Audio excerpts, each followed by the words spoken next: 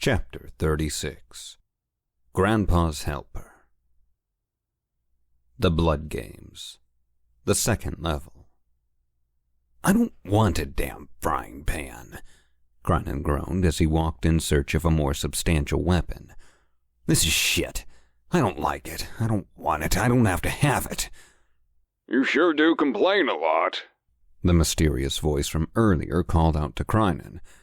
"You know, if you channeled some of that bitching into productivity, then maybe you could win this damn match."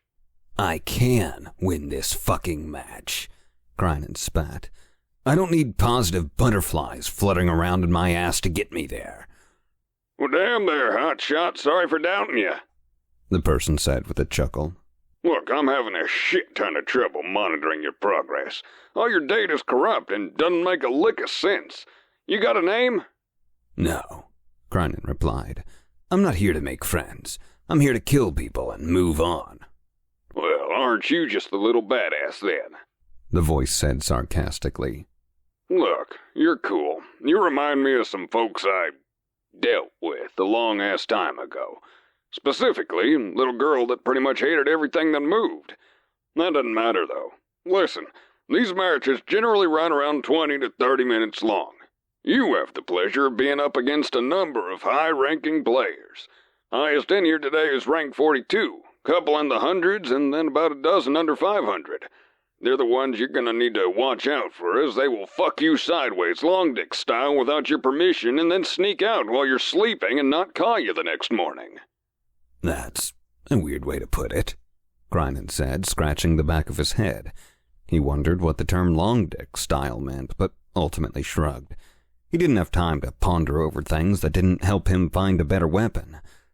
"So, can you help me find something better than a frying pan to fight with?"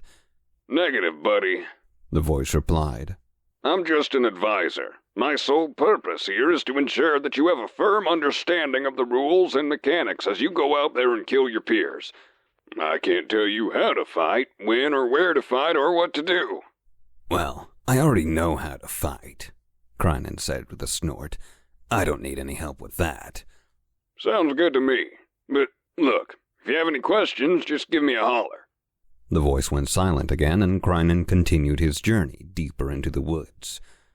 Crinan wandered around, frying pan in hand for a few minutes before he finally chanced upon something. He saw it, a small silver cylinder hovering above the ground, glowing and spinning in place. "Guess I was wrong," he mumbled to himself as he approached. He knelt down and grabbed the cylinder, lifting to inspect it. "What is this?" He turned the cylinder over in his hands, examining it. It was about 9 inches in length, black rubber surrounding it for grip, and a small red button where his thumb would go. He looked down at it, noticing there was a hole in the top and could see the sunlight catch something shining inside. "This looks useless," he said. He held the weapon outward, pushed the red button, and then jumped back as a steady stream of red light blasted out the hole. Crinan gasped and stared at the light. It hummed strangely and didn't vanish as long as Crinan held the button down. "What is this?" Crinan asked in a disgusted tone. "A sword? Made of light?" He waved it around a bit, and his face wrinkled up in disappointment. "No way! This is garbage!" He let go of the button, and the light disappeared. "I can't fight with this flashlight. It's not balanced at all." He tossed the light sword hilt over his shoulder and sighed as he marched onward. After a few more moments, Crinan chanced upon another weapon. A magazine-fed pump-action shotgun and a box of shotgun shells were just sitting there, waiting for him. It wouldn't have been his first choice in the real world, but it went boom and killed people and wasn't made out of light, so he knelt down and picked the weapon up. He ejected the double-stack mag and noticed that it was already loaded with 10 slugs. He appreciated the fact that he was provided with slugs instead of buckshot or Brothers Forbid birdshot. This would give him greater range and versatility. He replaced the mag and racked the weapon. "Don't have anywhere for that," Crinan shrugged as he looked down at the box of slugs. 10 should be enough, though." "What the hell do you mean you don't have any room for that?" The voice suddenly appeared. He sounded confused and a little annoyed. "Box barely weighs anything. Just put it in your inventory." "I don't have a bag," Crinan argued. "I'm not just going to carry around a box of slugs." Are you?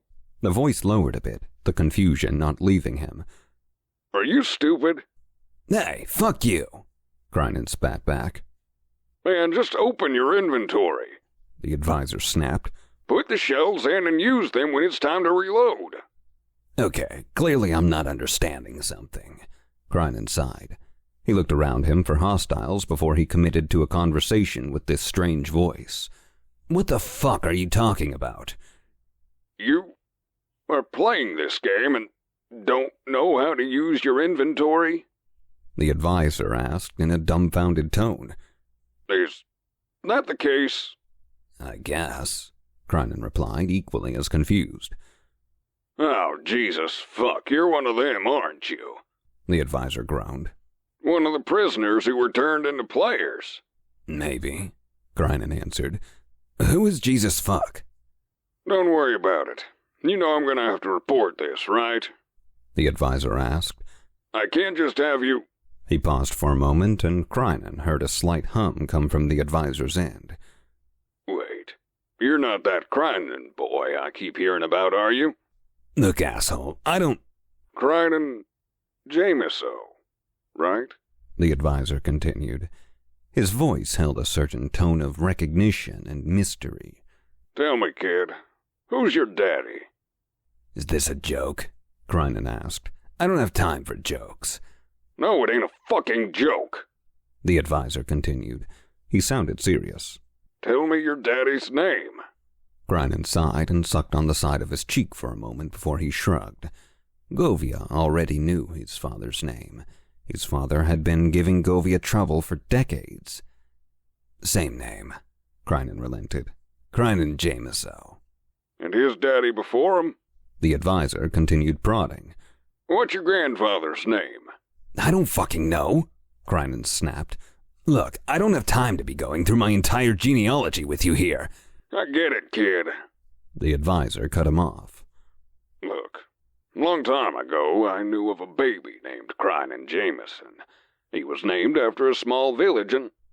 The advisor paused for a moment and then found his words. Well, just a small village. He was the son of a...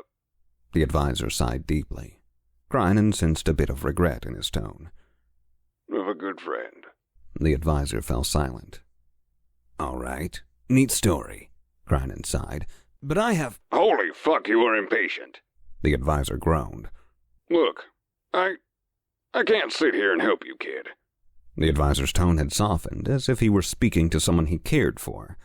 Now listen to me real quick. Do your best. Get through this. I've seen a lot since we landed all those years ago, but nothing has ever compared to the time I spent with, well, my friends. I let them down all those years ago. Crinan heard the advisor begin to sniffle softly. God damn it, just go north. I ain't gonna tell you what's there, and I ain't gonna tell you why to go north, but be fucking careful. Hell, who knows? Maybe old Grizzly will finally get a good night's rest tonight. The advisor laughed, and Crinan couldn't help but wonder what the fuck he was talking about. So, north? Crinan asked the rambling person. North. Go north and... Crinan heard a sudden loud thud come from the advisor's end of the conversation. Ah, shit. They're banging on the door. Fuck it. Here. Crinan heard what sounded like some furious typing on a keyboard, and then felt something small strike his feet. Old back door still works, the advisor said with a hint of mirth in his voice. I haven't used it in years. Pick that shit up. Hold on to it. It's called a skipping stone. It's single use and can't be lost when you die. It's something only I know about. I programmed it years ago and integrated it, but the higher powers said they didn't want it becoming a mechanic, so it was just forgotten about. Whenever you're ready to use it, break that crystal and you'll be able to open a portal to the next level. I can only spawn one reward at a time. I hope it's helpful. The pounding grew more intense, and Crinan heard the advisor sigh. I hope your granddaddy can forgive me. I owe him this, at least. Guess I may see him soon. Good luck, Jameso. Lots of folks here at Farseer would love to see you succeed. If they only knew. Tell your daddy Uncle Grizzly wishes him the best. The sound of a door breaking free of its hinges filled Crinan's ears, and then he heard shouting and fighting. After a moment, the transmission ended, and Crinan knelt down and picked up the small pink crystal from the ground. "Well, that was weird," Crinan mumbled as he thought over the entire exchange. He held the skipping stone up to the sunlight and looked at it. It was just a simple stone, pink in color, translucent and a bit foggy in the center. Crinan examined it, shrugged his shoulders, and slipped it into his pants pocket. "That guy," Crinan whispered as he began walking again. He thought over what Uncle Grizzly had said. The person talked about his father and grandfather as if he had known them. Crinan had never met his grandfather, and his father never talked about him when the topic was brought up. Crinan was used to people talking to him about his father. It had been that way his entire life. In the real world, Crinan's father was famous, or infamous depending on who he was talking to. Crinan Jameso Sr., or Commander Crinan as he was more commonly known, was a hero amongst Black Knight, and a villain to anyone allied with Govia. Without his quick thinking and decisive action, Black Knight would have never liberated the island nation of X-Grain 20 years prior. Crinan was both greatly annoyed and, much more quietly, deeply proud of who his father was. "This is taking too long," Crinan impatiently groaned as he walked for a few more minutes.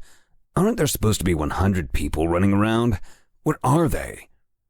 He pushed his way through a thicket and emerged onto a paved road. He looked around and raised his eyebrows when he saw an abandoned ATV parked on the side of the road. Curiously, he approached the four-wheeled vehicle and examined it. "Full tank," he said, looking at the gas gauge. "Keys here." Looking around, Crinan hopped onto the ATV, squeezed the brake, and turned the key. The vehicle's engine kicked on.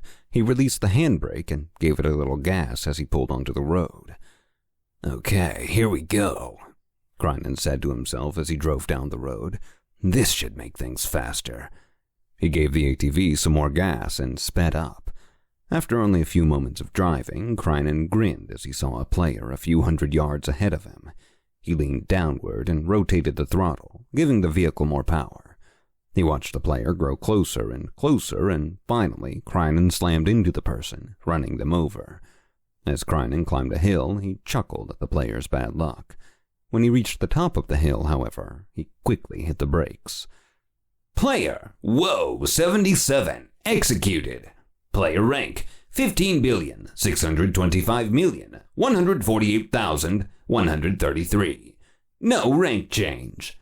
Current rank, 14,130,756,141.